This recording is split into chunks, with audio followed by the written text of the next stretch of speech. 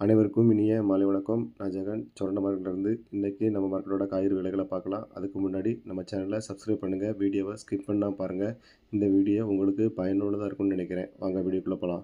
தக்காளி பழம் ரூ. 60, கத்திரிக்காய் ரூ. 50, கேரட் ரூ. 70, முள்ளங்கி ரூ. 30, வெண்டைக்காய் ரூ. 16, உருளைக்கிழங்கு ரூ. 40, கருணக்கிழங்கு ரூ. 70, சேனக்கிழங்கு ரூ. 50, மாங்காய் ரூ. 30, பட்டு பீன்ஸ் ரூ. வாழைக்காய் ரூ. 12, நெல்லி ரூ. 35, கொத்தமல்லி ரூ. 50, புதினா ரூ. 40, பீன்ஸ் ரூ.